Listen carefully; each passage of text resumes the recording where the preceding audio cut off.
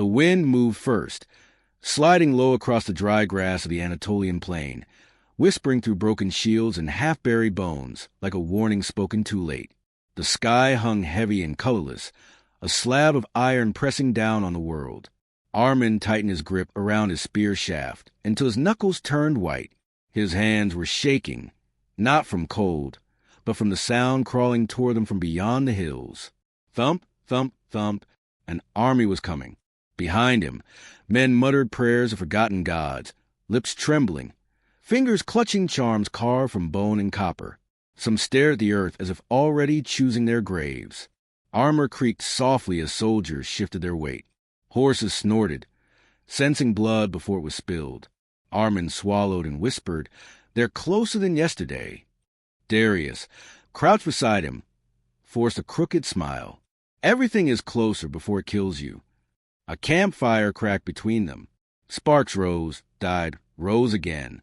Pop, hiss, pop. Somewhere in the darkness, a man vomited quietly. The general's voice still echoed in Arman's mind from the night before, rough and dry like sand dragged across stone. You will not face soldiers alone. You will face men who wear other faces. Men who steal names, keys, uniforms, lives. Men who kill without banners and vanish without graves. The Black Brotherhood. Thieves, but not the kind that picked pockets and markets. These were city breakers, empire eaters. They slipped through ports disguised as merchants, entered palaces dressed as servants, slept in stables as beggars. Wells were poisoned before wars began. Gates opened before armies arrived. Kings woke to find their treasuries gone and their generals dead. Empires did not always fall to swords. Sometimes they fell to stolen keys. Darius ran a whetstone along his blade, the sound thin and desperate. My father says thieves are cowards. Arman stared into the dark fields. My mother says cowards don't change the world. Darius laughed weakly, then stopped when no one joined him. Orders came before dawn, carried by riders with hollow eyes. A coastal city named Calastra had gone silent. No smoke, no ships, no messengers returned. Scouts vanished like breath in winter. Arman's unit was chosen to go ahead of the main army. Find the city. Secure it if possible. Burn it if not. They marched as the horizon bled red. Boots crushed frost. Leather straps creaked. Shields knocked softly against armor.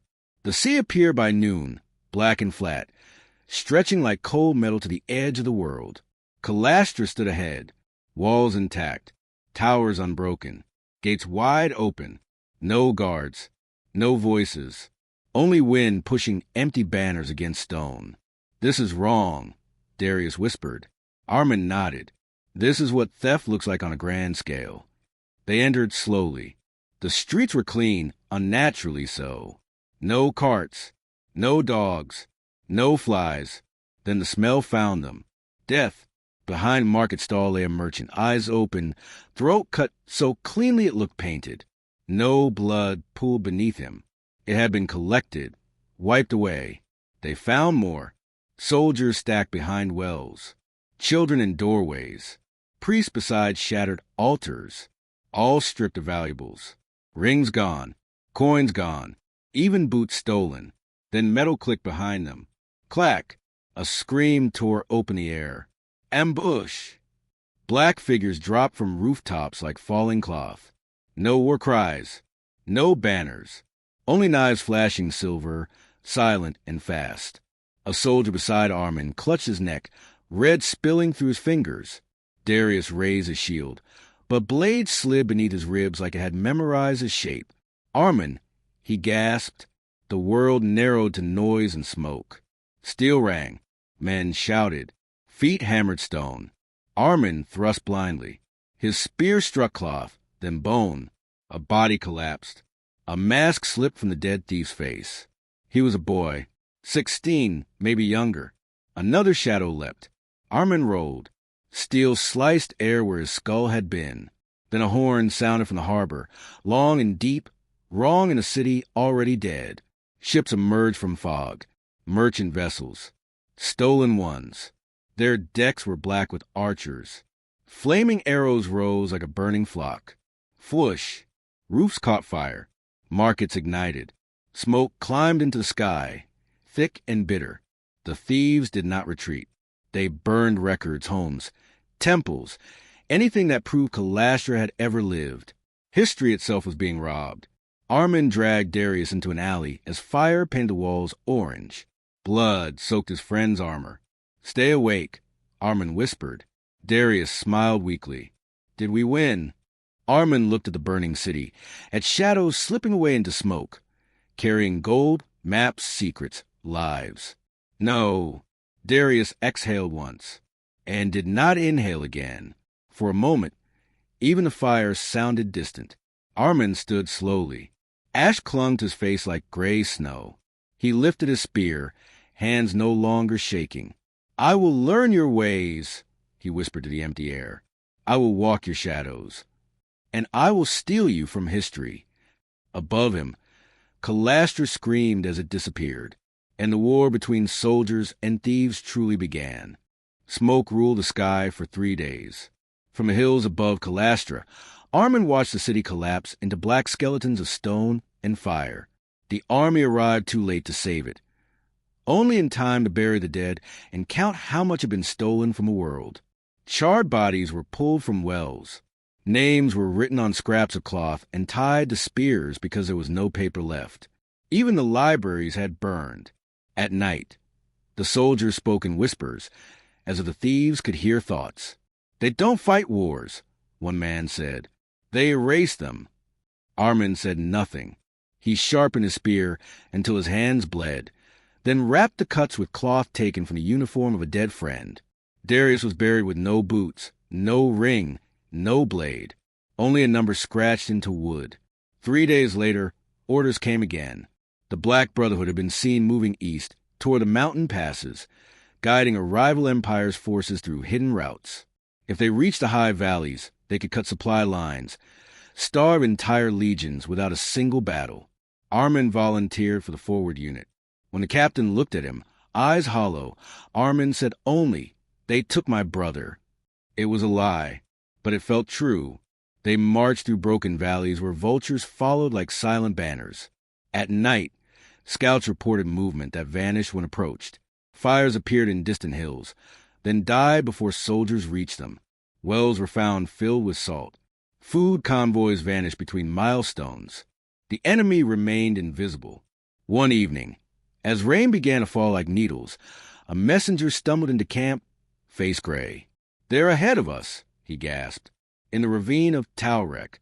Thousands." The plan was desperate. Strike before dawn. Force battle in open ground. Deny the thieves their shadows. They moved in silence, breath steaming in the cold. Thunder rolled above the mountains, low and heavy, like war drums buried in the sky. The ravine opened before them, a wound in the earth filled with mist. Then torches flared. Hundreds, no, thousands. Soldiers in stolen armor. Thieves wearing uniforms of 3 different empires. Their banners were false, their faces hidden. A voice carried across the stone. "You should have stayed in the city." Arrows fell like iron rain. The first wave of Arman's unit disappeared under steel. Horses screamed. Men slipped on blood-soaked rocks. Orders drowned in thunder. Arman ran, not forward, sideways, into the chaos. He saw thieves fighting as soldiers, soldiers fighting as thieves. Men stabbed from behind by allies wearing the same colors. Confusion was the Brotherhood's favorite weapon. He tackled one attacker and ripped off his helmet. It was a woman, her eyes calm. "Why?" Arman shouted. She smiled. "Because empires are fat animals. We survive by cutting meat." She tried to reach for a blade. Arman did not let her.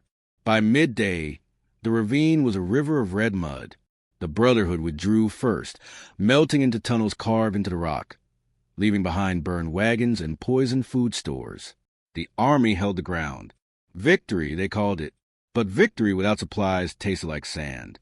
Winter arrived early. Hunger became a second enemy. Men chewed leather straps. Horses collapsed. Soldiers traded metals for moldy grain. Arman learned to move quietly, to listen more than speak. He watched shadows instead of roads. He memorized patterns, how birds stopped singing before ambushes, how smoke sometimes moved against the wind. Weeks later, he was chosen for a different mission. Not a charge, not a siege, infiltration. "Congratulations," the captain said bitterly. "You're becoming what you hate." They dressed him as a merchant, dyed his hair, cut his insignia from his armor. His task was simple: enter the neutral port city of Sera, find the Brotherhood's ledger house, steal their list of names, kill whoever guarded it. Do not return if captured. The sea carried him in a rotting ship crowded with traders and spies pretending to be fishermen. Waves slapped the hull like slow applause for coming deaths. At night, Arman dreamed of Darius standing in burning streets, mouth moving with no sound. Sera glowed with lanterns and lies. Music floated from taverns. Perfume masked rot. Gold changed hands faster than prayers. He found the ledger house behind a bathhouse, guarded by men who pretended to be drunk. Inside, the walls were covered with maps. Red threads crossed continents like veins. Names filled shelves, written in ink made from crushed coins. Empires reduced to lists. He heard footsteps. 3 men entered. One spoke softly. Calastra was expensive. Another laughed. Cities always are. Arman stepped from the shadows. Steel spoke. Blood answered. When he left, the building burned, the ledger tied his chest beneath stolen robes. He ran through alleys as bells rang. Thieves chased him across rooftops. Blades flashed. He leapt into the black water of the harbor as arrows stitched the air above. Cold swallowed him when he surfaced beyond the docks, gasping. Ships were already burning behind him. He did not feel like a soldier anymore. He felt like a ghost. When he returned to camp weeks later, thin and hollow-eyed, the generals called his mission a turning point. With the ledger, entire networks were exposed. Raids followed. Executions. Cities slept easier. The Brotherhood bled, but it did not die. Arman knew, because he now thought like them, and that knowledge felt heavier than any armor. War was no longer lines and banners. It was secrets, and secrets never truly surrendered. Years after the Empire's last great march collapsed into sand and silence, the world tried to pretend the war had been a bad season that passed like winter. Trade returned to the roads. Ships stitched thin white lines across blue water. New kings sat on old thrones and spoke of stability, as if it were something you could forge from iron. But in taverns and barracks, among sailors and widows, another truth survived. Wars between armies ended. Wars with shadows did not. Arman lived near the coast in a narrow house that smelled of salt and old wood. At night, he listened to waves strike the harbor stones like slow drums. He slept lightly, even in peace, a knife under his pillow, a habit his hands refused to forget. Sometimes boys came to him asking about glory. He told them about Calastra. They never returned. One evening, as gulls screamed over the harbor and merchants argued over spice crates, a woman waited outside his door. She wore simple gray, a widow's color in many lands, but her eyes were sharp, measuring distances that did not exist. "You are Arman," she said. He did not deny it. "My brother died at Cyrene," she continued. "Not from your spear, from poison in his wine." Arman said nothing. "They are gathering again," she whispered. "Not as thieves, as something older." He closed the door gently, but sleep did not come.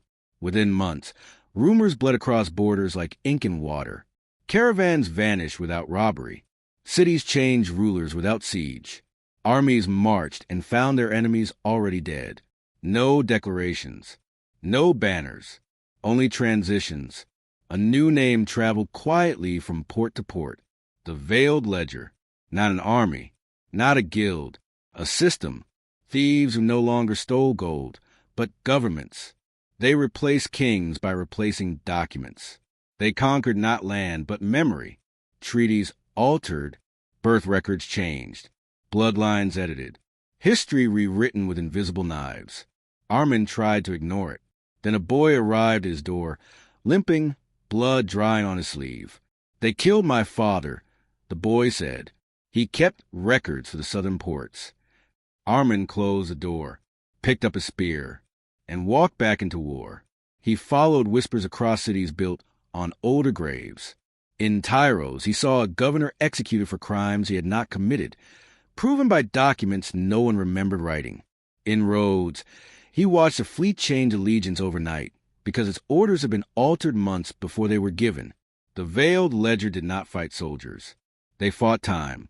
Arman tracked one of their couriers across desert roads, through rainforests, into a city carved from black stone where torches burned blue with strange oil.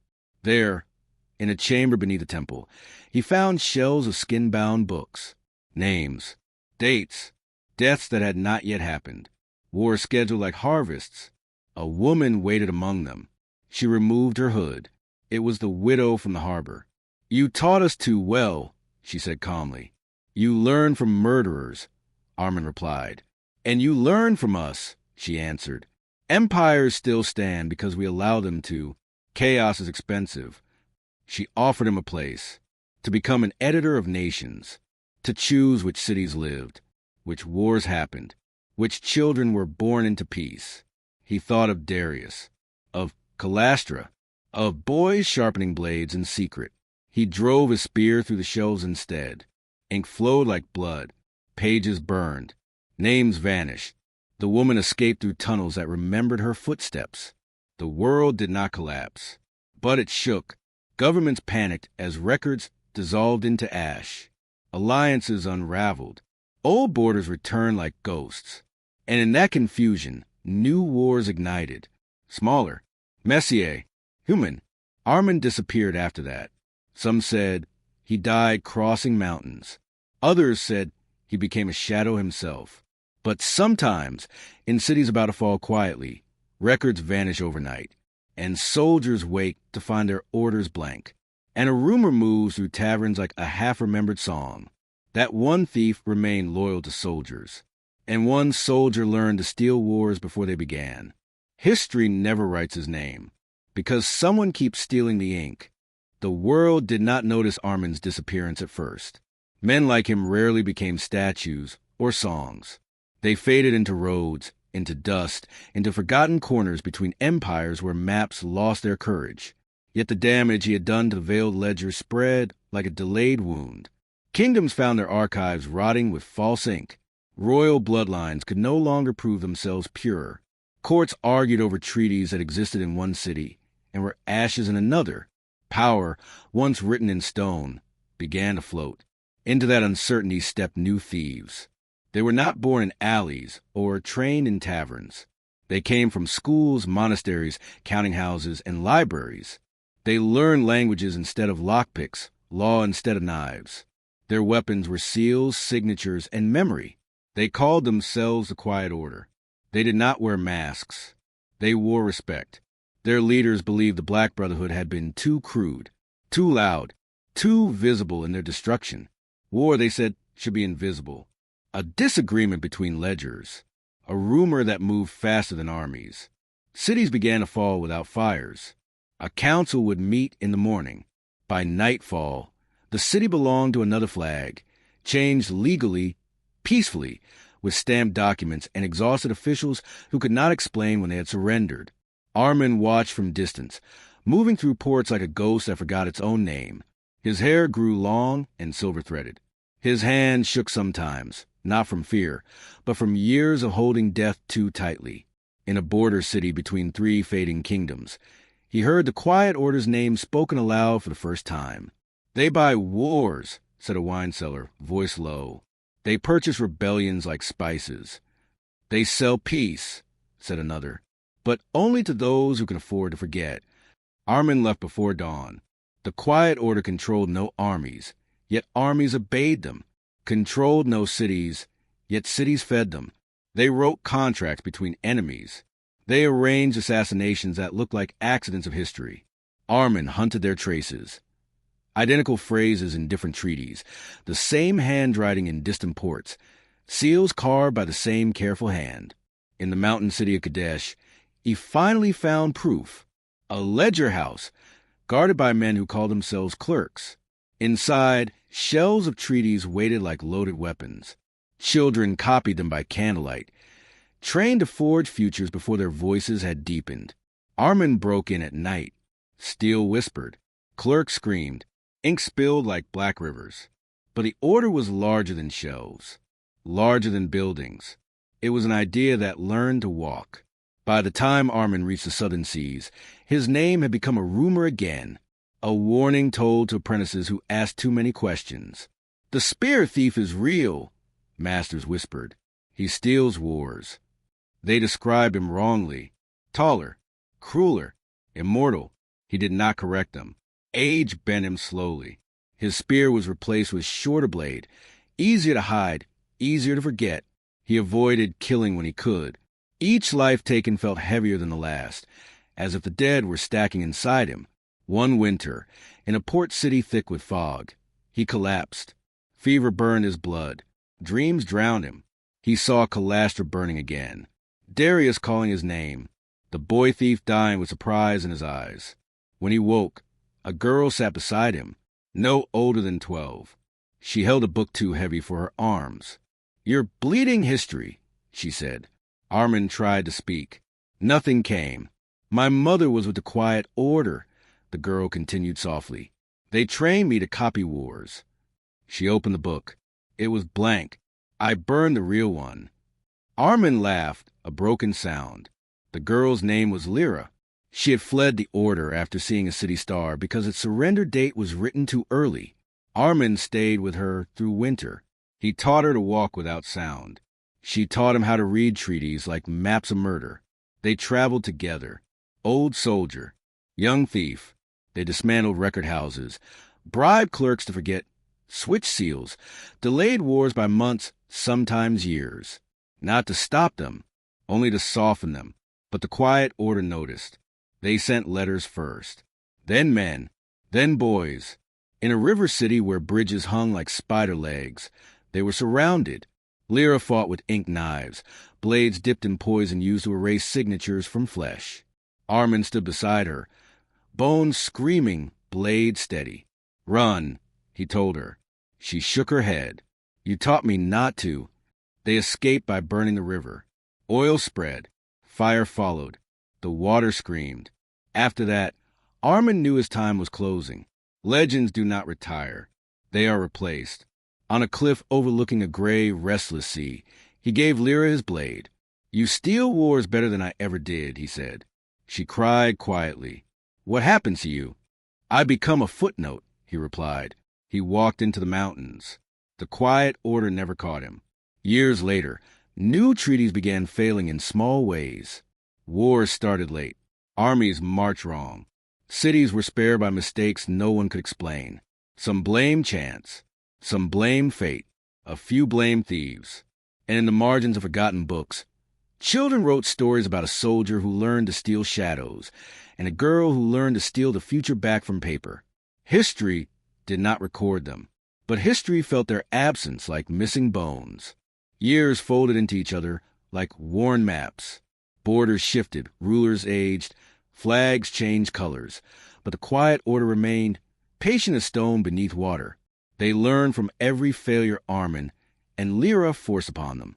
Their methods grew cleaner, quieter, almost holy in appearance. They built schools disguised as orphanages, trained scribes disguised as priests, and raised accountants who could strangle a nation with a column of numbers. Lira became a rumor before she became a name. Merchants spoke of a girl who could make armies forget why they were marching. Sailors swore contracts rewrote themselves after she passed through ports. In mountain villages, elders whispered a child who paid for bread with seals stolen from kings. She did not try to become a legend. She tried to become accurate. Arman's last lesson stayed with her. Wars could not always be stopped, but they could be misaligned, dulled, slowed, made less hungry. She carried his blade wrapped in oilcloth, though she rarely used it. Ink was lighter.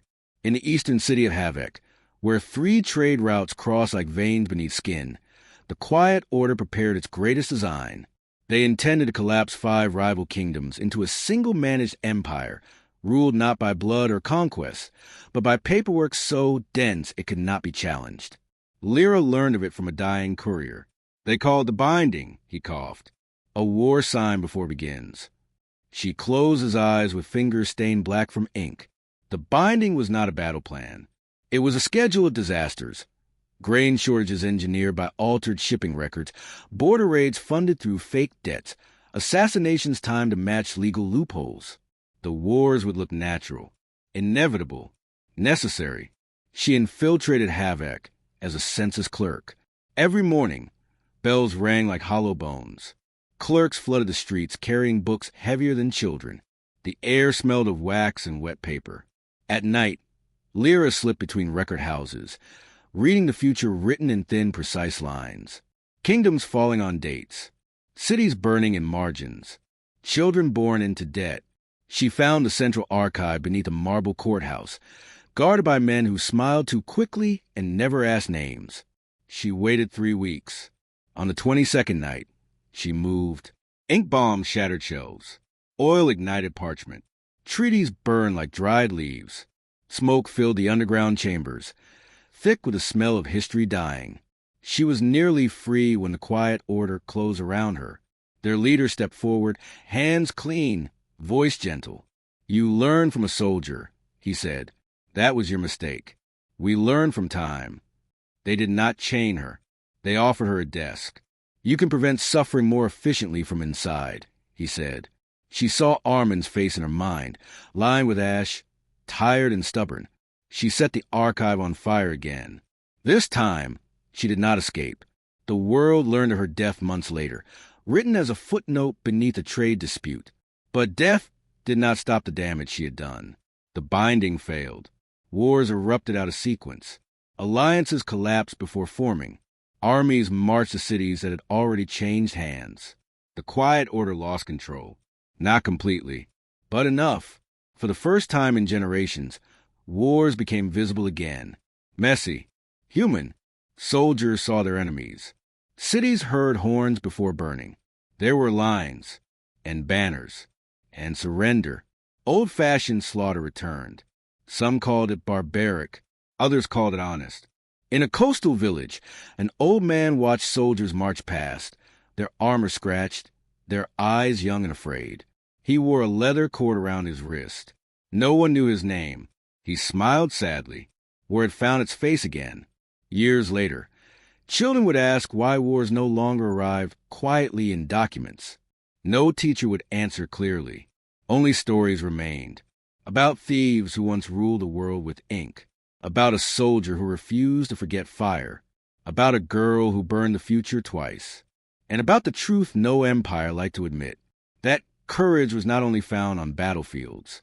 Sometimes it hid in stolen papers, in altered dates, in names erased so that others could live long enough to learn how to fear properly.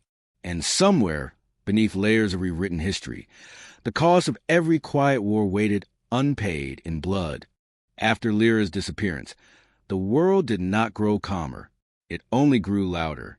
Wars returned to the old language of iron. Horns cried over valleys. Drums rolled like distant thunder. Cities no longer changed hands through ink and sealed paper, but through broken gates and burned grain. Soldiers once again saw the whites of their enemies' eyes before killing them. Many said this was better. At least death was honest now. Yet beneath the noise, fragments of quiet order survived. They scattered like cracked seeds across continents, no longer powerful enough to shape empires, but still dangerous enough to poison them.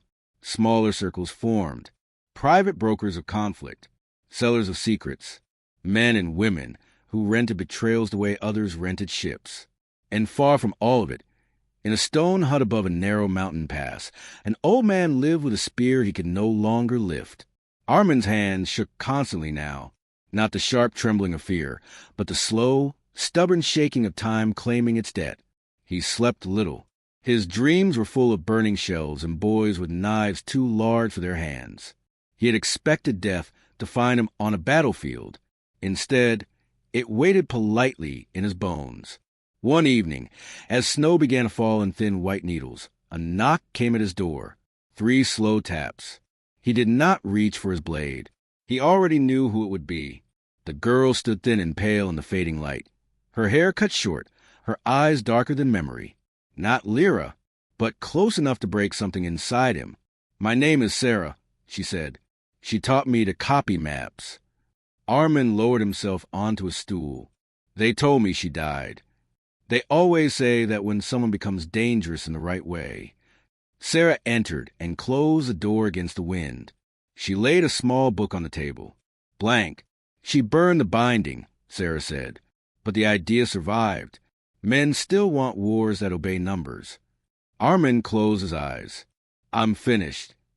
You're breathing, Sera replied. That's not the same. She told him of a new force growing between collapsing kingdoms and rising city-states. They were called the Crown of Dust. Former generals, ex-clerks of the Quiet Order, exiles, bankers, mercenaries. They did not seek to control wars. They sought to own them. They bought starving armies, sold sieges, leased assassinations, war as trade, battlefields as marketplaces. They're planning something large, Sera said.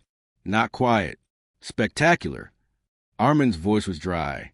Then let young men die stopping it. They will, she said, in tens of thousands. Silence filled the hut. Wind pressed snow against the walls. I can't fight, Arman whispered. Sera nodded. Then teach. So he did. He showed her how soldiers thought when surrounded, how commanders lied to themselves, how fear rearranged priorities. He taught her which lies armies believed first, which rumors grew fastest, which truths were too heavy to move.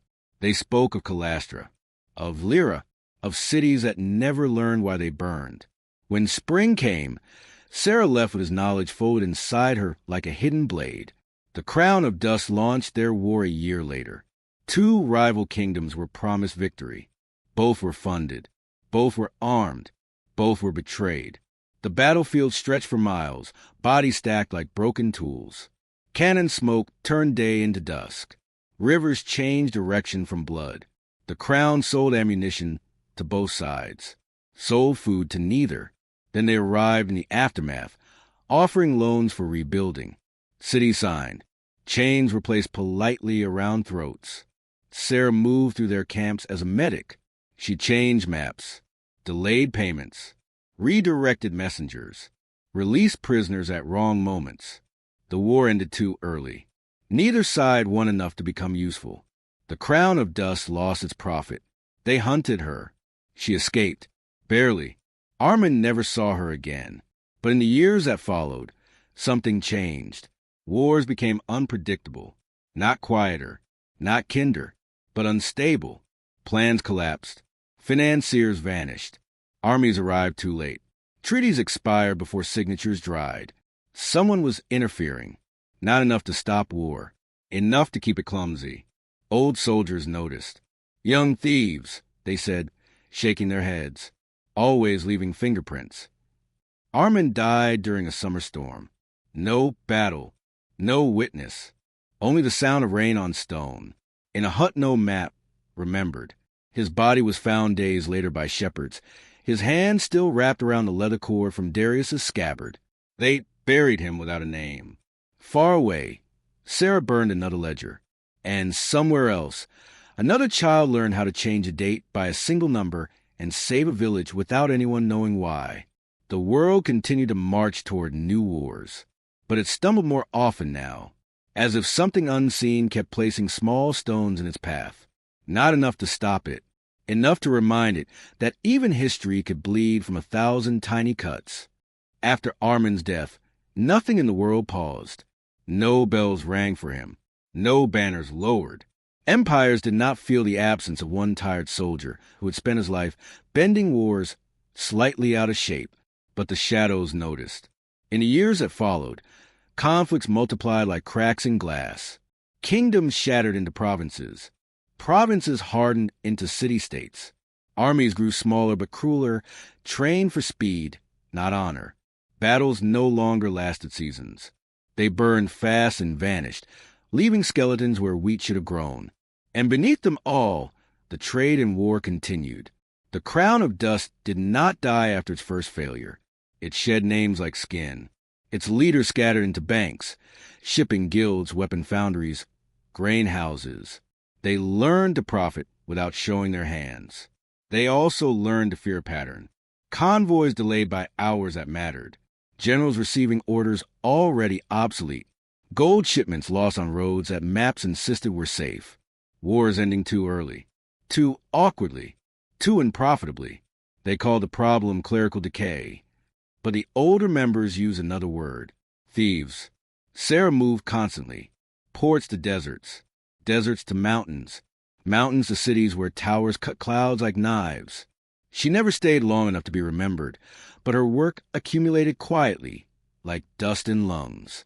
She sabotaged contracts with imperfect ink, replaced signatures with identical copies that meant nothing in court, changed river names in treaties, so borders bled into arguments.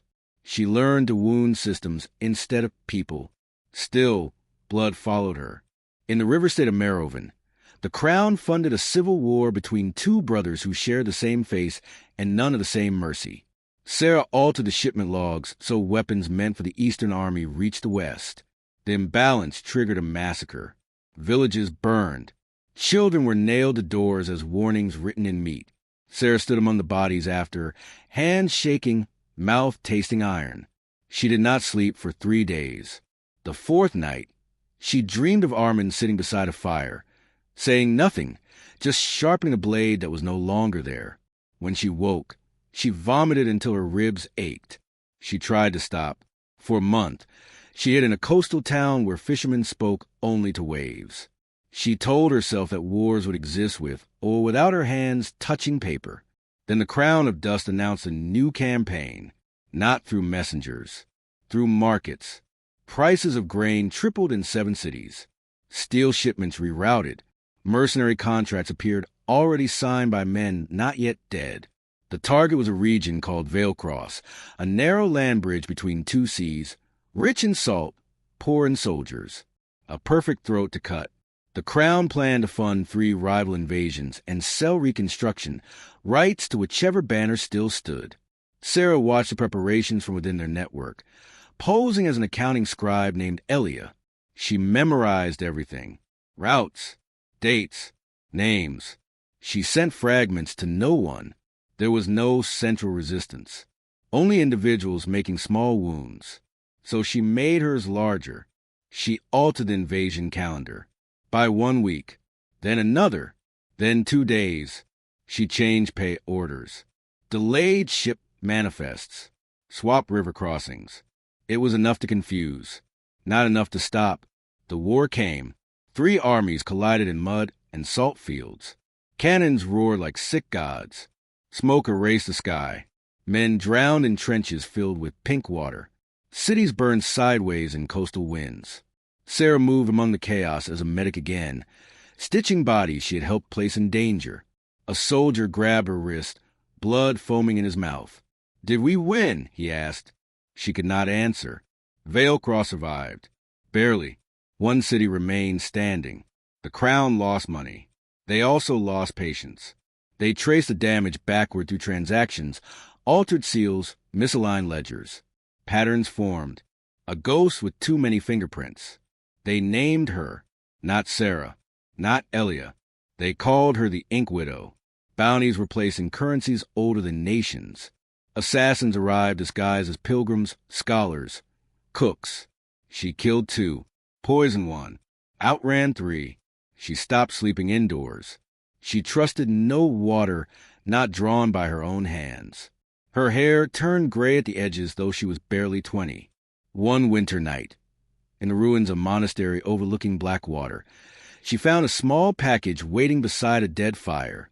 No seal, no signature. Inside was Arman's leather cord and a scrap of paper. 3 words, written in a hand she did not recognize. "You're not alone." She wept until dawn. In distant cities, other small disasters bloomed. A battle canceled because its battlefield flooded unexpectedly. A fleet delayed by a harbor fire that began from nothing. A king poisoned by wine meant for his enemy. Not one hand. Many. The world had grown new thieves. Not of gold, not of cities, but of certainty. The Crown of Dust tightened its grip, funding larger wars to drown the small disruptions. And the disruptions multiplied. History began to stutter. Dates contradicted themselves.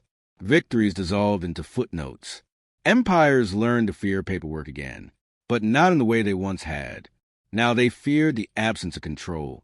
They feared that war, once a product, had become unreliable. And nothing terrified merchants of death more than a weapon that no longer obeyed its price. Sera stood on a hill above Veilcross months later, watching grass grow over mass graves. She whispered into wind, to Arman, to Lira, to all the names burned out of books. I don't know how to end this. The wind answered with silence. But somewhere, another child learned to copy numbers slightly wrong, and another war quietly tripped over its own shadow. The bounty on the Ink Widow traveled faster than armies. It crossed seas folded into merchant contracts, hid inside prayer scrolls, slept in the pockets of men who smiled too easily. Sera learned to recognize the look, eyes that measured exits before faces, hands that never rested far from the ribs, voices trained to sound harmless. She stopped using names altogether. In one city, she was a mute washer of corpses. In another, a translator who spoke 7 languages and trusted none. She moved like smoke through places already burning. The crown of dust changed tactics. They no longer tried to catch her in alleys or inns. They poisoned roads, corrupted harbors, bribed border guards to slow travelers whose papers were too perfect or too wrong. They wanted her tired. Mistakes were cheaper than blades. In the desert port Kareem, Sera made one. She trusted a boy who sold water skins. He had Arman's eyes. Serious, watchful, too young for lies. He led her into a courtyard full of hanging rugs and copper bowls. Assassins rose from behind the color. She ran. Knives sang past her ears. One cut her side, warm and deep. She dove into a canal that stank of rot and dye, held her breath beneath floating waste, while men shouted her description to the sky. She escaped. Barely. For days afterward. Fever dragged her between waking and memory. She saw Arman again, but older than death, sitting beside her, tying the leather cord around her wrist with hands that no longer shook. When she recovered, the world had shifted again. The Crown of Dust launched their boldest campaign yet. The War of 7 Contracts.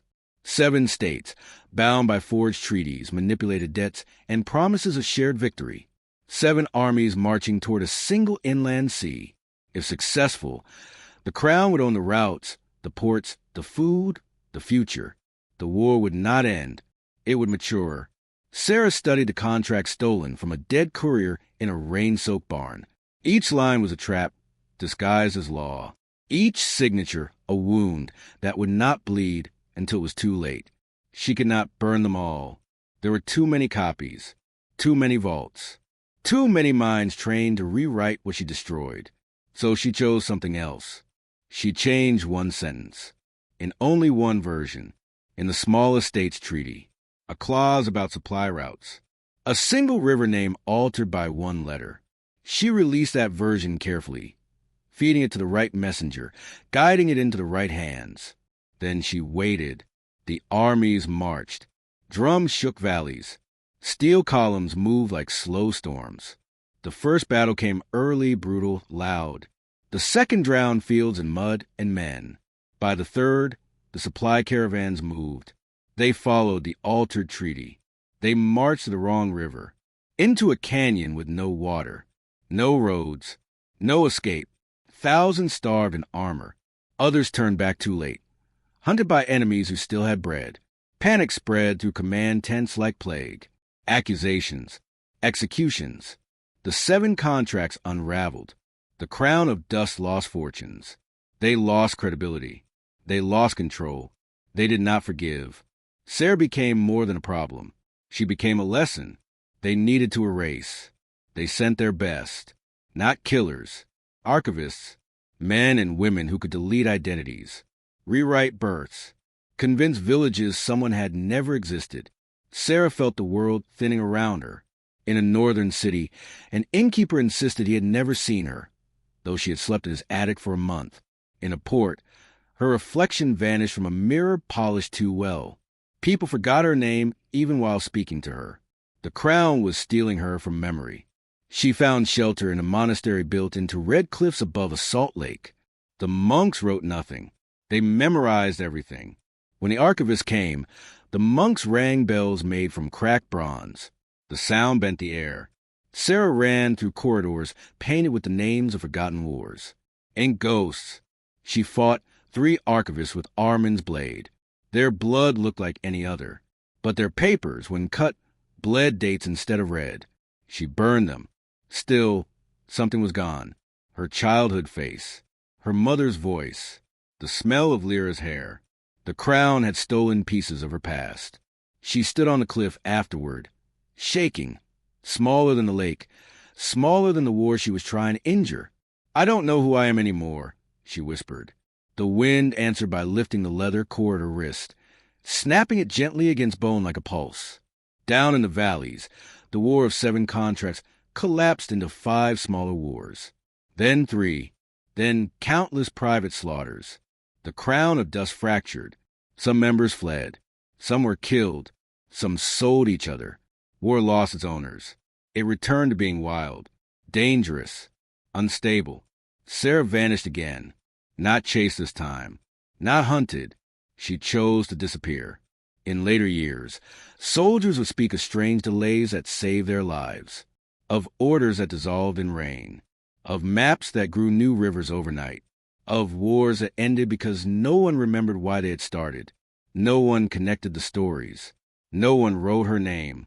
And perhaps that was the last theft she ever committed. She stole herself from history, so the world could keep bleeding honestly. Decades passed the way wars often did afterward, unevenly, violently, then suddenly quiet. The world learned to live without the invisible hands guiding its disasters. Empires still rose, but they rose crooked. Kingdoms still fell, but they fell loudly. Maps were redrawn with swords instead of pens. People said this was progress. They were wrong. They had only traded one kind of blindness for another. In the northern ports, old sailors told stories of a woman who could make battles forget themselves. In desert caravans, traders spoke of contracts that turned to dust in their satchels. In mountain villages, children whispered about a ghost who stole wars the way other spirits stole breath. But no one agreed on her face, or her age, or even her name. Sera lived far from these stories, in a valley where stone walls held back wind and memory. She had become a potter. Her hands shaped clay now instead of futures. Her hair was white at the temples. Her dreams were quieter, but deeper. She had buried Arman's core beneath the floor of her home, wrapped in linen and ash. She touched the place sometimes, not to remember, but to confirm that forgetting was real. The world did not forget her work. It only misunderstood it. A new generation of thieves rose, calling themselves strategists, analysts, architects of stability. They studied old records, pieced together fragments of quiet order, the crown of dust, the 7 contracts. They spoke in clean halls about efficiency in conflict. War, they argued, was inevitable, so it should at least be profitable, predictable, controlled. They called their movement the Directorate. They built no armies. They bought them. They did not falsify treaties.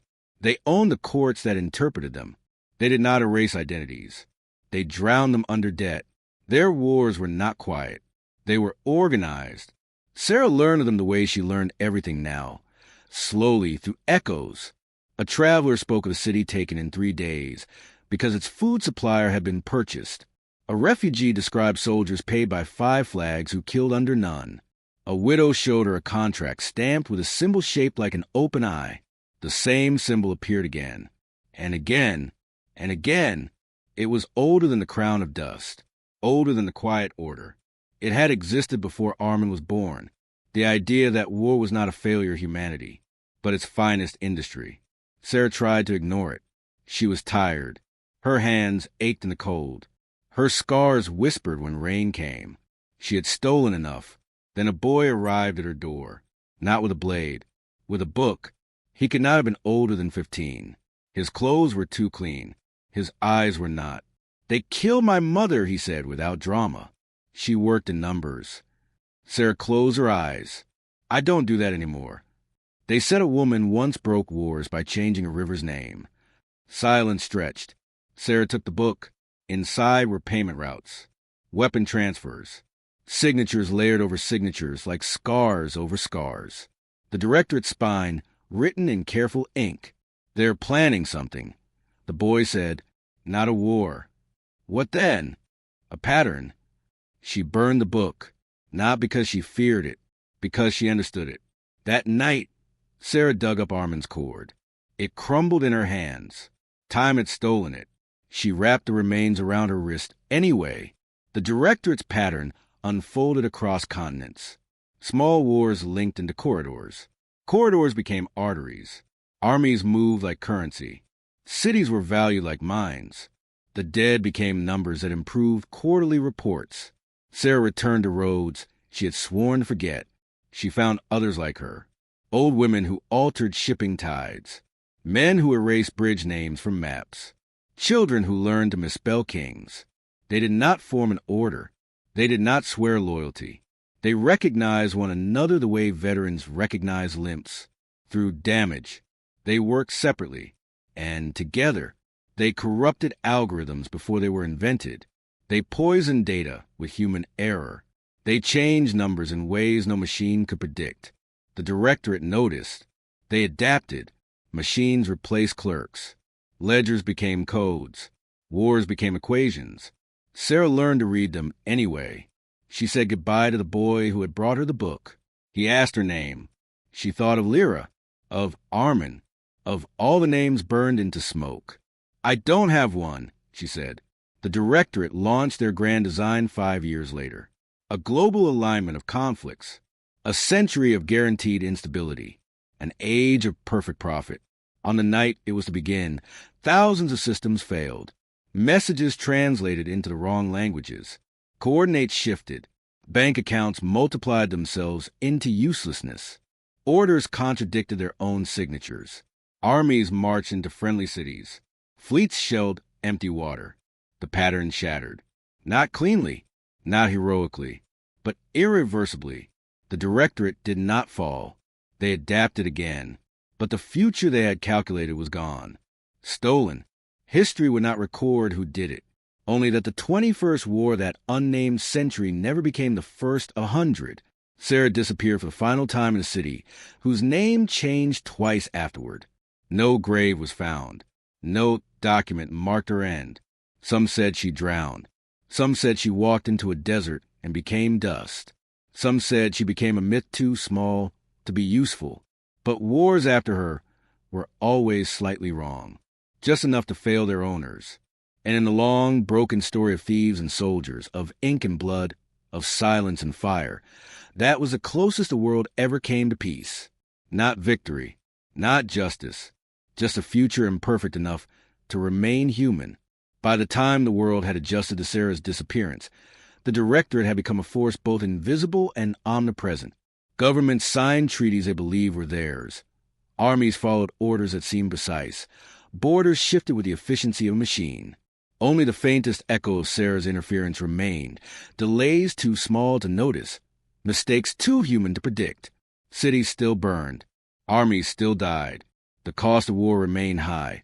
But the pattern had changed. No longer could a single person dismantle an entire system. Wars were now designed like clockwork, each piece interlocking, feeding, profiting, and surviving its own chaos. Yet, even the most precise mechanism can crack. In the southern plains of Corin, a convoy carrying weapons to a contested city disappeared without explanation. No ambush, no accident. The logs were perfect. The men were dead. Sera's influence, or perhaps someone like her, had altered a single code in the ledger. A river's crossing, slightly misrecorded, enough to redirect a supply train into sand dunes and starvation. The world called it a clerical error. Few noticed, fewer cared. A man named Kale watched the fields after the explosion of bodies. He was neither soldier nor thief. He was something older, an observer, a student of war's rhythms. He had studied the legends, Arman, Lira, Sera, stories of men and women who moved between battles and ledgers, shaping outcomes that no one else could perceive. Kale understood that these individuals were no longer exceptions. They were the prototype. He began to move through cities unnoticed, cataloging discrepancies, orders that contradicted themselves. Messages that arrived too late or too early. Supplies that appeared in the wrong hands. Every anomaly was a whisper, a signal, a shadow of the old wars reshaped.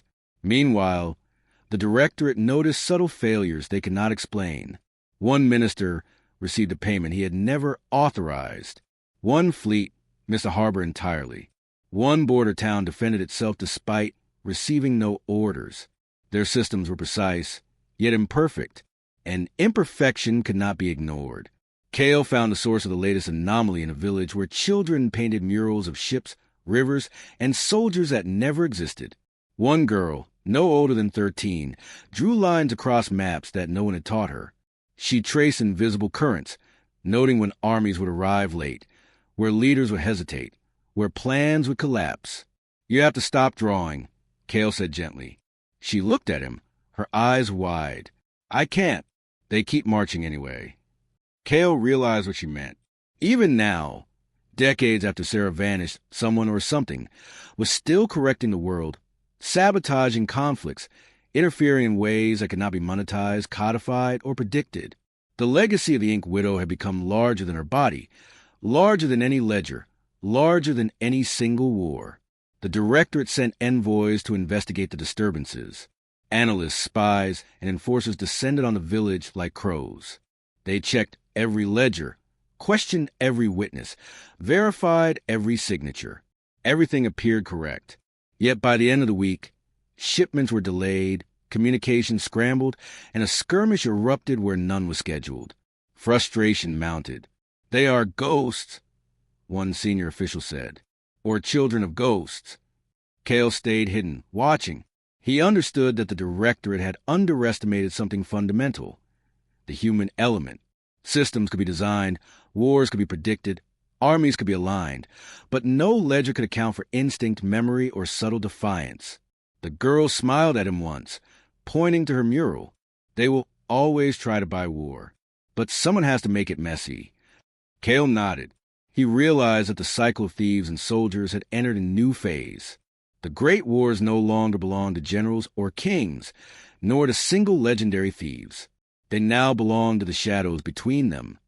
Students, children, observers, those who could read the spaces between lines, the seconds between orders, the small cracks no system could fill. It became a dance.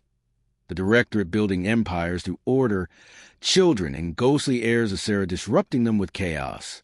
One supply chain rerouted, one treaty misread, one river renamed, one soldier's march delayed by the simple act of a child moving a token on a map. For the first time, wars became unpredictable not because of error, but because of intention hidden in the margins. In a coastal city, Kale observed a fleet that should have bombarded the city arriving 2 days late. Civilians evacuated in time.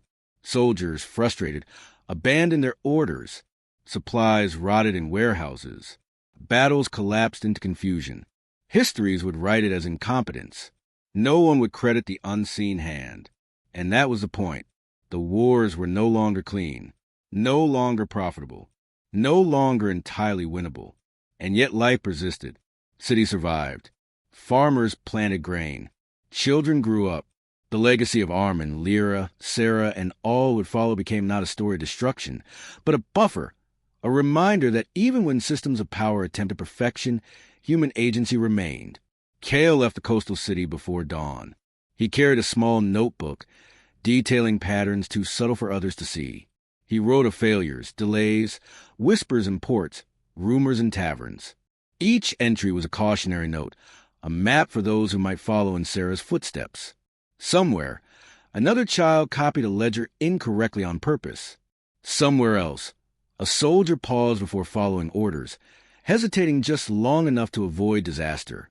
Somewhere else, someone remembered a story about a leather cord and the man who carried it, and it became a lesson that courage and subtlety, patience and observation could bend history without a single sword being drawn. The world continued to wage wars, to plot, to betray, to conquer.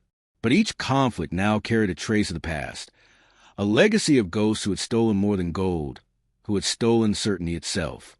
And the wars, unpredictable and uneven, began to feel almost human again. Even the directorate, with all its power and foresight, learned to respect the invisible margins where chaos lived. Because no machine, no ledger, no empire could ever fully account for the legacy of those who fought not with armies, but with patience, observation, and the subtle art of interference. Somewhere in the distance, a young girl traced a line along a map, smiled, and moved a single army a day too late. The world tilted slightly, and history paused, just for a moment, to remember that no empire, no system, no order was ever absolute. It was the work of shadows, the heirs of Arman, Lira, and Sera, the invisible architects of uncertainty. And they were still learning. Even as decades turned into centuries, the world never truly escaped the shadow of those who bent war with subtle hands. Empires rose and fell, but no empire ever fully trusted its own perfection again. The Directorate remained a dominant force, invisible but omnipresent, calculating, predicting, monetizing conflicts with ruthless precision. Yet cracks persisted. Tiny errors, deliberate or accidental, began to ripple through their systems. In the city of Varnes, a minor coastal hub that had long been considered unimportant, a disturbance occurred that no one in the Directorate predicted. A shipment of weapons intended for a border skirmish vanished. The manifest had been perfect. Guards were alert, roads patrolled, yet the weapons were gone. A boy of 11 had moved a ledger while pretending to sweep a hallway. One line altered, a single river renamed. That was all it took. An army missed its crossing. A battle collapsed into chaos. Soldiers starved where they should have fought. Cities survived that should have fallen. Sera's influence, or someone trained like her, had never truly disappeared. Children, once hidden in orphanages or monasteries, were now learning the old lessons: patience, observation, subtlety, the weight of a ledger's line. The legacy of Arman and Lira had entered the bloodstream of the world, coded into the next generation of unseen operators. Kale, now older and carrying his own scars from years of following these ghostly movements, appeared once more in the northern mountains. He had dedicated himself to cataloging anomalies, not to predict them, not to control them, only to observe them, to understand the invisible currents of war. The Directorate is becoming rigid, Kale whispered to himself, tracing lines on a worn map. Rigid systems fail when human error becomes intentional. And intentional it had become. Everywhere, children, teenagers, even adults trained in the art of subtle sabotage were altering history in small, deliberate ways. A food shipment rerouted, a cannon delayed by a storm that wasn't recorded, a letter delivered 2 hours late. These were tiny shifts, invisible to the bureaucrats and generals. Yet cumulatively, they undermined empires. In the port city of Marent, Kale witnessed an entire battle collapse because of one young girl's intervention. She had hidden an archive clerk's ledger, replacing it with a forgery that misdirected supply lines. 3 armies arrived at the wrong coordinates. Friendly fire broke out. Cities remained standing. Deaths were minimized. And no one understood why. Kale approached her, recognizing precision in her movements. "You're like them," he said quietly. "Like Sera." She smiled, though she did not understand. "I just move a line." "That line may have saved thousands," Kale said. And he was right. The Directorate noticed. The error was detected, not immediately, but eventually. Investigators traced the misalignment, saw the altered ledger, and understood the ghostly hand behind it. They dispatched enforcers, not to kill, but to correct. But it was too late. The girl vanished before they arrived. Not fleeing, moving, vanishing into shadows, into roads no one patrolled, into alleys too narrow for their calculations.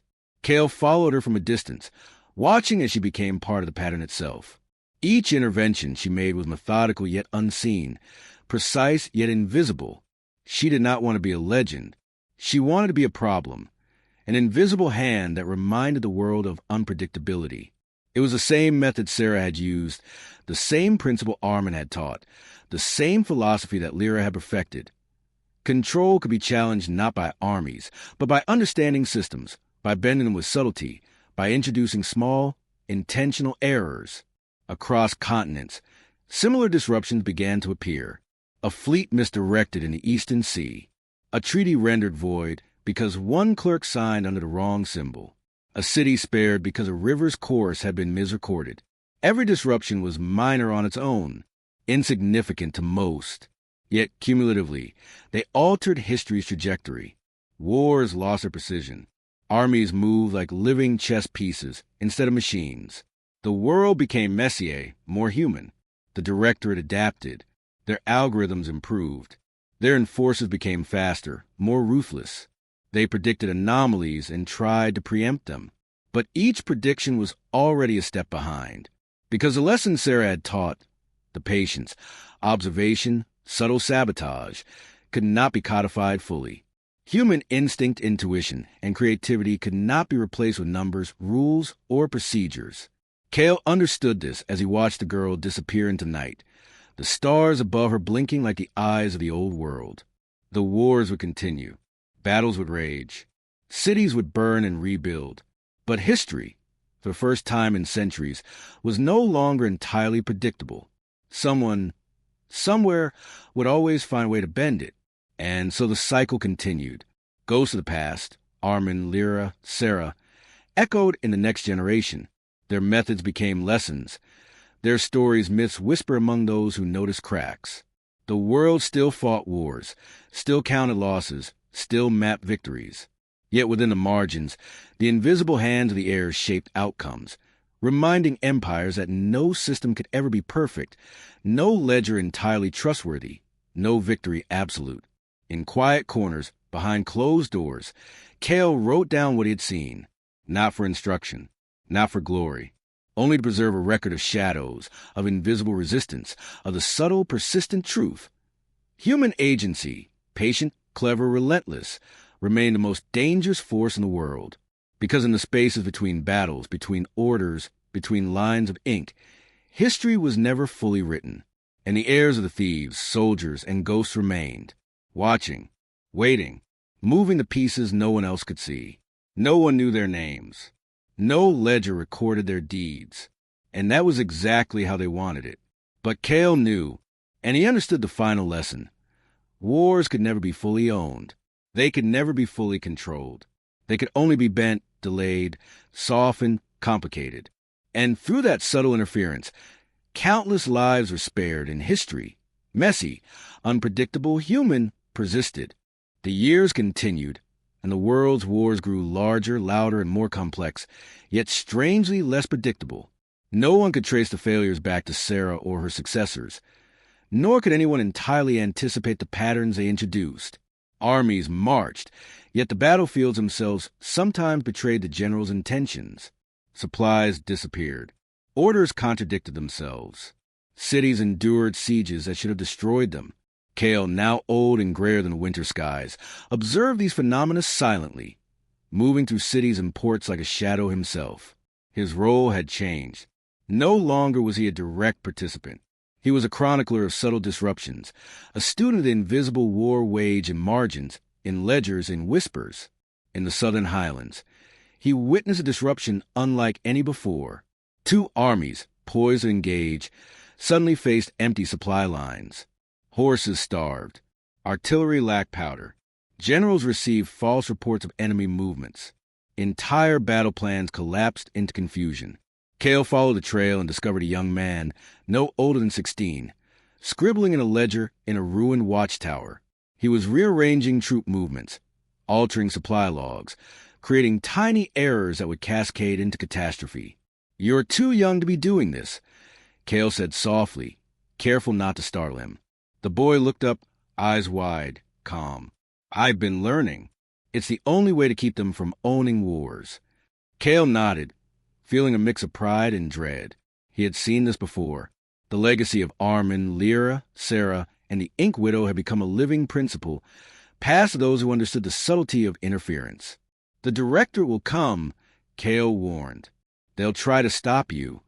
The boy smiled faintly. "Then they'll be wrong again." The lesson was clear. War had evolved. It was no longer simply an exchange of soldiers, gold, and territory. It had become a contest of information, timing, and subtle disruption. Those who controlled the ledger, or bent it with clever hands, held the true power. Kale left the watchtower before the director arrived, watching the boy disappear into the hills. He knew the future would belong to these quiet manipulators, the invisible architects of instability. Meanwhile, the Directorate, frustrated by repeated failures, adjusted its strategies. They created algorithms to detect anomalies, training officers to recognize patterns that suggested human interference. Yet each intervention was already one step ahead, unpredictable, nuanced, and decentralized. Every child trained in the old methods was another variable no system could fully calculate. In a coastal city known for its salt trade, Cale observed yet another subtle disruption. A fleet was scheduled to bombard a rival port, but the maps had been altered by a girl who had studied Sera's methods. The fleet arrived at the wrong harbor. The city remained intact. Civilians fled to safety. Soldiers were confused. Victory slipped through the Directorate's fingers again. He realized a truth that had become undeniable. The heirs of Sera were multiplying. They were no longer lone agents acting in isolation. They had become a network of invisible operators, each contributing to the destabilization of what had once been predictable, profitable war. Cale also noted another phenomenon. Unlike Sera, these new agents were beginning to learn from each other. They shared techniques in secret, using encoded messages, signals, and symbols too subtle for the Directorate to intercept. Their interference was no longer random. It was coordinated, yet invisible, decentralized, unstoppable in small increments. In the northern steppes, Cale witnessed the aftermath of one of these interventions. An entire invasion army had been redirected into a valley that did not exist on any official map. Supplies were lost. Generals were arrested for miscommunication. Soldiers mutinied. The battle was a complete failure, yet history recorded it as poor planning, not intentional sabotage. Cale understood the consequences. The Director was learning. They adapted, but they could never fully control human ingenuity. They could not account for intuition, subtlety, or rebellion passed down in whispers from one generation of shadows to the next. Cale returned to his small hidden library, filled with maps, ledgers, and scraps of writing he collected over decades. Each anomaly, each deviation, was cataloged and studied. He wrote down the names of the known and the unknown agents, understanding that one day someone would need to know the scale of their work. And yet, he knew that most of it would be forgotten. Names erased, deeds anonymized. That was the nature of this invisible war. It could only exist in the margins, in the shadows, in the mistakes that were never recorded correctly. From the mountains, Cale watched the world's armies move, the clockwork of conquest and defense operating imperfectly, unpredictably. Cities were spared, wars failed, and lives were saved. Not because of leaders, generals, or kings, but because someone somewhere bent the lines on a ledger, delayed a shipment, or erased a signature. In the quiet moments, Cale thought of Sera, of Lira, of Arman, of every ghostly figure who had fought not for glory, but for the subtle preservation of humanity amid chaos. He realized that their greatest achievement was not ending wars. It was ensuring that war could never again be entirely predictable, entirely controlled, or entirely profitable.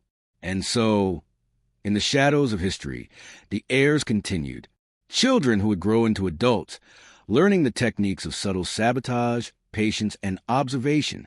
Soldiers who questioned orders just long enough to prevent disaster. Scholars who altered maps and ledgers to keep the balance imperfect. Cale closed his journal and looked out over the northern plains.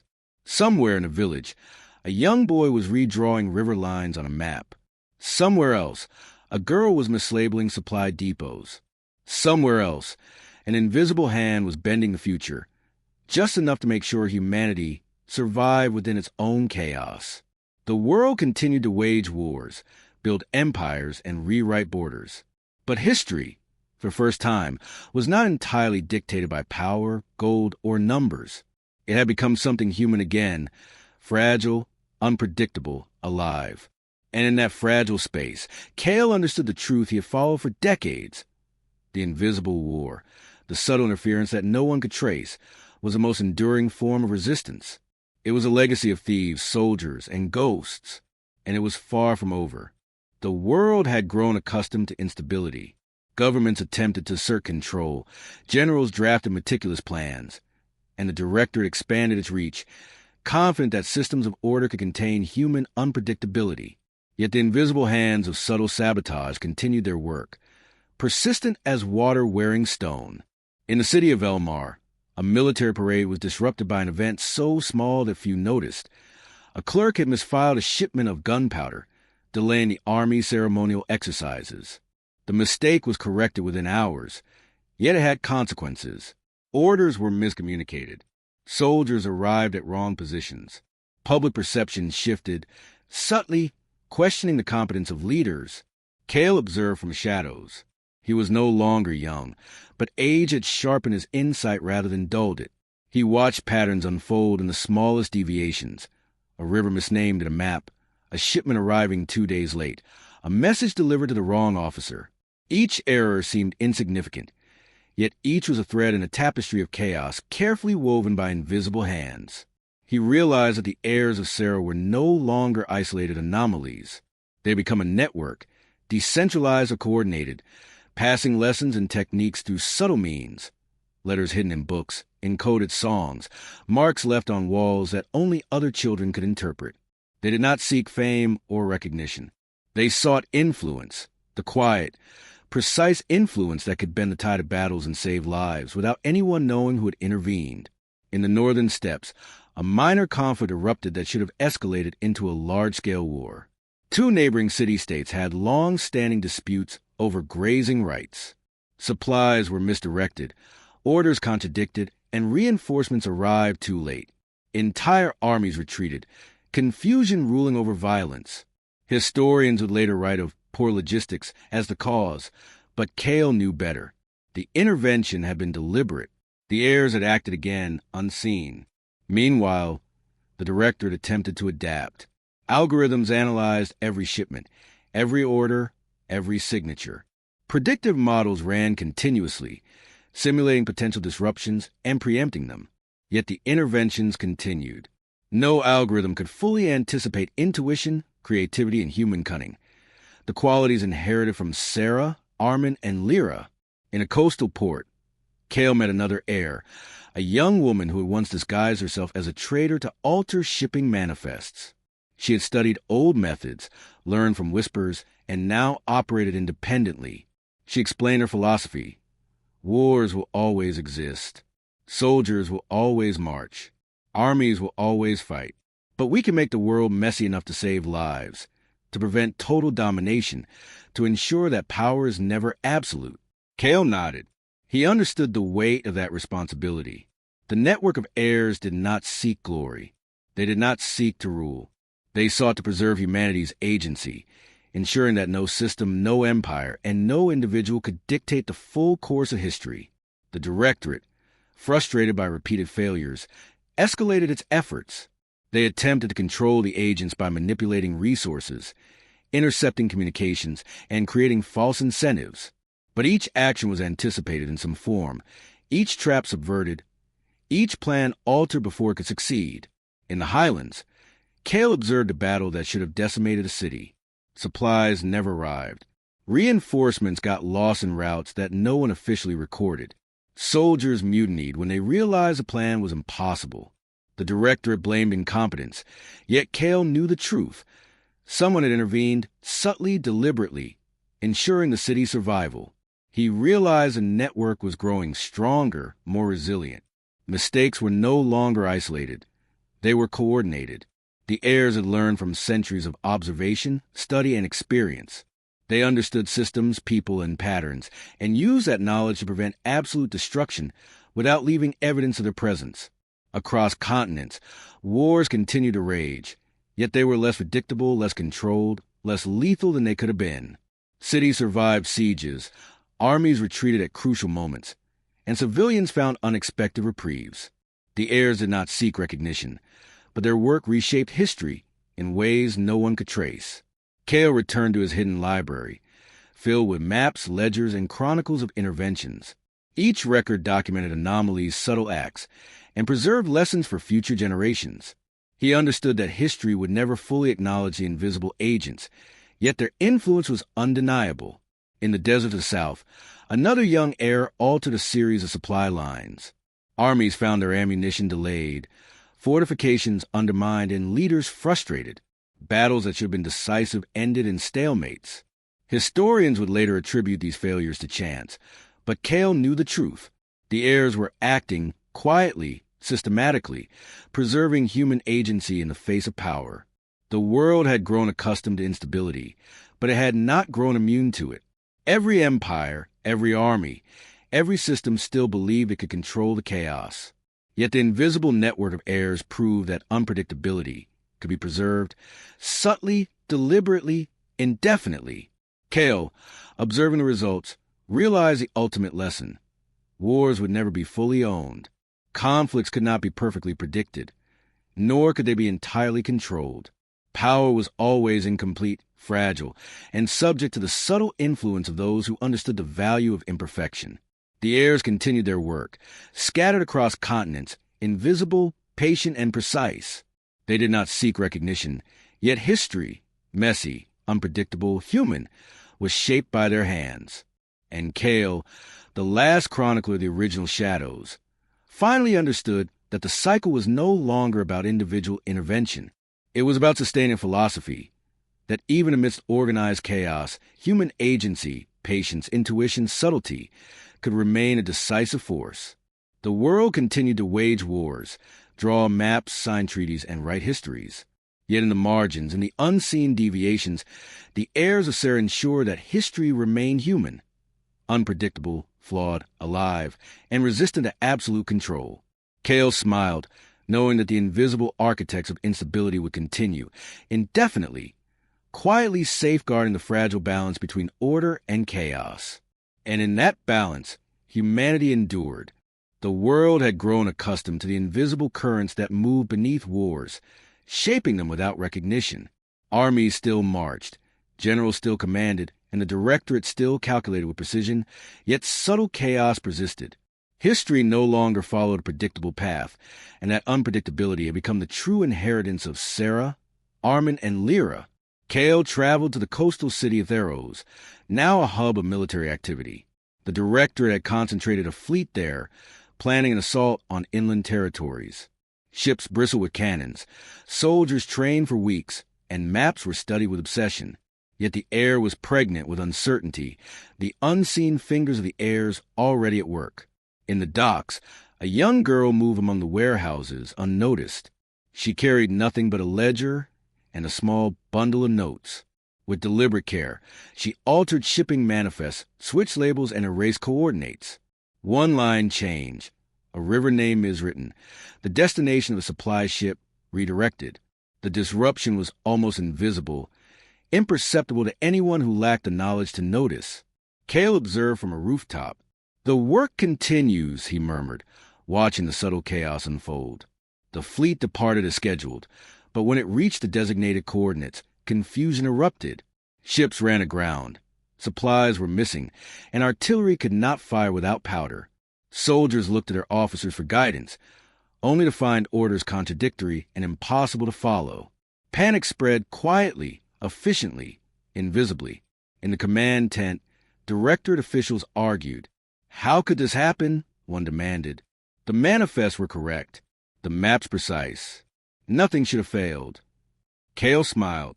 Nothing should have failed, he whispered to himself. But someone remembered how to make it fail. The girl, unseen, had already moved to another warehouse, another ledger, another small intervention. She was one of many, spread across continents, each altering war in ways imperceptible yet profoundly effective. Meanwhile, the directorate sought to adapt. Algorithms scanned shipping logs, supply lines, and troop movements. Predictive models calculated potential disruptions. Yet every intervention, every subtle act of sabotage, had already accounted for their calculations.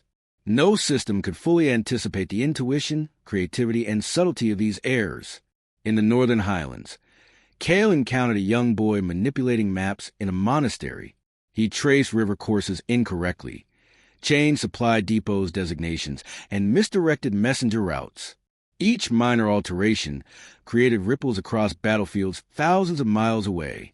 Armies were delayed, sieges collapsed, and conflicts ended without the casualties that had been expected. The directorate will notice eventually, Kale said. They will always notice too late, the boy replied. And even then, they cannot predict everything. Kale understood the weight of the boy's words. The heirs were no longer isolated actors. They were a decentralized network, passing knowledge through hidden symbols, encoded messages, and subtle signs. Their interventions were independent yet collectively powerful, reshaping the machinery of war without ever being acknowledged. Across continents, similar disruptions occurred. In a desert city, a supply caravan disappeared into dunes that did not exist on official maps. In a forested valley, a regiment followed an outdated route and missed an ambush entirely. In a coastal fortress, artillery arrived at the wrong positions, saving thousands of civilians. History will record these events as accidents, poor planning, or chance. But Kale knew better. The directorate became increasingly frustrated. Their meticulous calculations failed repeatedly. They attempted to intercept communications, manipulate resources, and enforce strict control over military movements. But for every measure they implemented, the heirs had already introduced countermeasures. One misdelivered message, one altered ledger, one misaligned supply line. Kale returned to his library, where centuries of observations were recorded.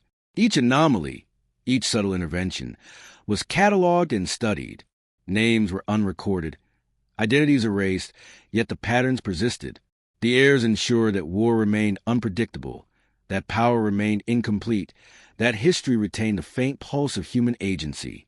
In the deserts of the South, Kale watched a small army prepare for conquest collapse quietly. Supplies never arrived. Communication lines failed.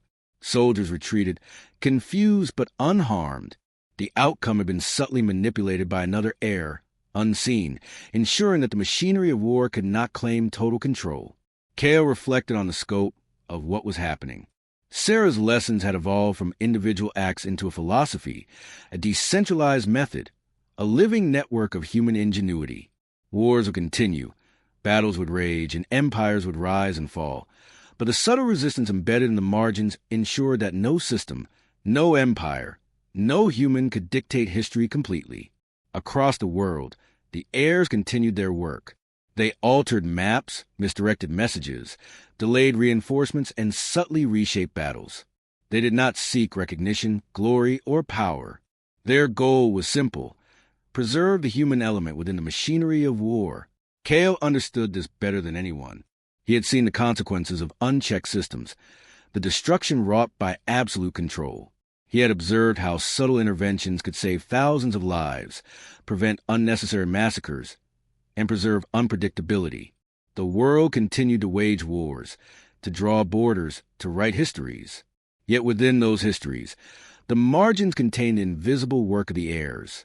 Small errors, deliberate misdirections, subtle sabotage, all ensured that war could never be fully owned, fully controlled, or fully predicted. Kale, now nearing the end of his years, smiled quietly. The invisible war, the quiet, subtle resistance, would continue. The network of heirs, trained in the principles of patience, observation, and subtlety, would remain. They would bend systems, save lives, and preserve humanity within chaos. And history, for the first time in centuries, would remain human, messy, unpredictable, alive. The heirs would endure, quietly, invisibly, and perpetually, ensuring that no empire could ever claim absolute power, no ledger could dictate fate entirely, and no war could unfold without the faint, invisible influence of those who understood the art of subtle interference. Kale closed his journal and looked to the horizon. Somewhere, a child was redrawing river lines. Somewhere else, a young girl misaligned supply route. Somewhere, an unseen hand bent history, just enough to save countless lives. And the cycle continued. Wars would rage, leaders would plan, empires would rise and fall, but in the spaces between, in the margins, and in invisible deviations, the heirs worked silently, preserving the fragile balance between order and chaos. The world remained unpredictable, and in that unpredictability, humanity endured. The centuries wore on, but the invisible war never ended. No treaty could contain it. No army could predict it. No empire could fully command it. The heirs of Sera, children, adolescents, and now adults trained in subtle sabotage and observation, had become a permanent undercurrent beneath every conflict. Their influence was no longer anecdotal. It had become systemic, yet invisible, shaping history without leaving a trace of recognition. Kale, older than any man should be, traveled to the eastern valleys one last time. The land was scarred by battles, yet resilient. Cities rose where ruins had once stood. Rivers, renamed countless times by unseen hands, flowed differently than the map suggested. Armies moved with precision only to discover that precision itself was a trap.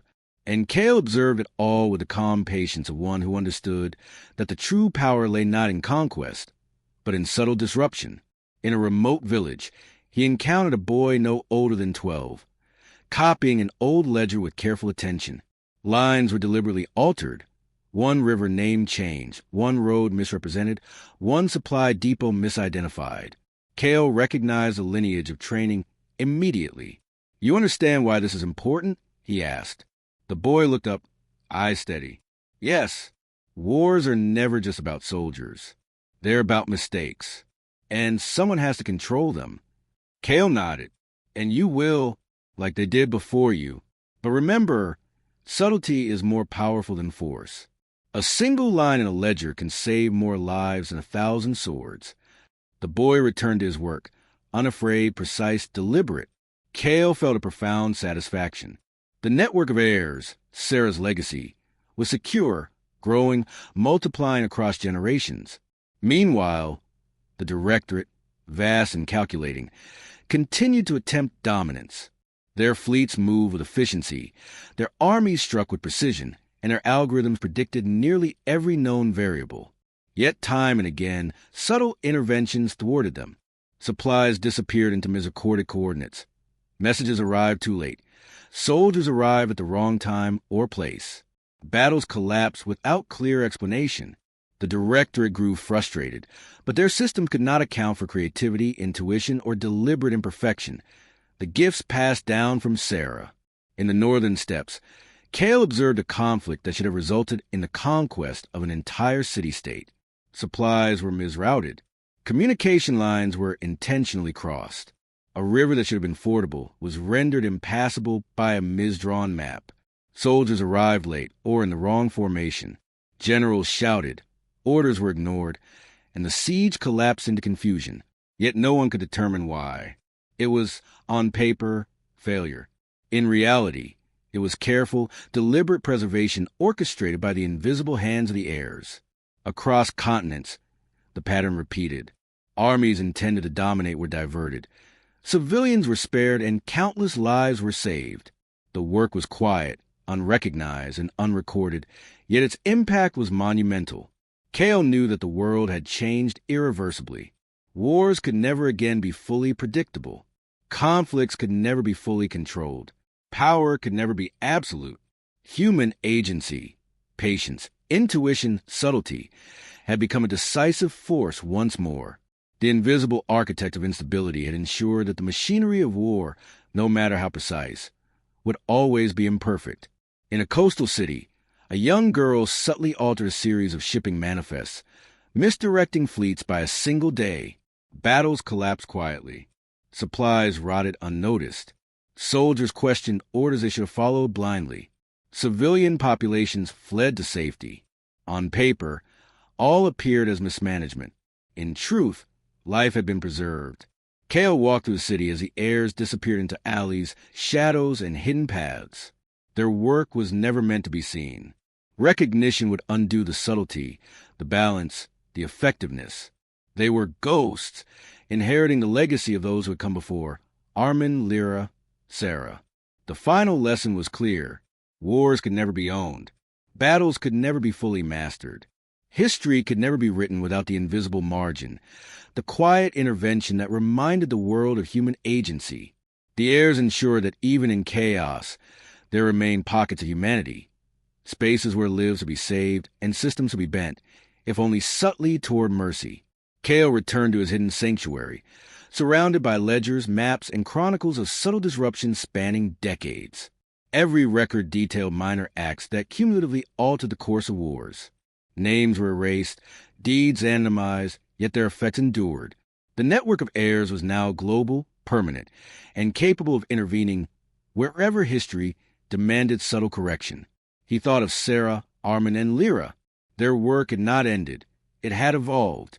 It had grown into a philosophy of subtle resistance, of careful, invisible correction, of ensuring that power was never absolute, that history remained human, that the machinery of war could never claim total dominion over life. Kale understood that this invisible war would continue indefinitely. Children would inherit the lessons, adults would train the next generation, and subtle sabotage would persist as long as human systems demanded control. They did not fight for glory, reward, or recognition. They fought to preserve unpredictability, to protect human life within the machinery of conflict, and to ensure that no system could ever become absolute. As the sun set over the valleys and rivers that had been renamed countless times, Kale looked on one last time. Somewhere, a child altered a ledger. Somewhere else, a young girl rerouted a message. Somewhere, an invisible hand shifted the outcome of a battle by a single day. The world continued to wage wars, draw borders, and write history. Yet within the margins, the heirs persisted, quietly, invisibly, and decisively. History would never know their names. Armies would never understand their interventions. Generals would never recognize their work. Yet life endured. Humanity survived. And that was the ultimate victory. For in invisible spaces, between battles, between orders, between lines of ink, the heirs ensured that war was never total. Control was never complete, and history, messy, unpredictable, human, remained alive. Kale, at the end of his journey, smiled. The legacy of the thieves, soldiers, and ghosts was secure. The heirs would continue, quietly bending systems, saving lives, preserving unpredictability. Wars would rage. Empires would rise and fall. Leaders would plot and conquer. Yet in the margins, in invisible deviations, the work of the heirs endured. And humanity, fragile yet resilient, persisted. The invisible war was eternal. And so was the hope it carried.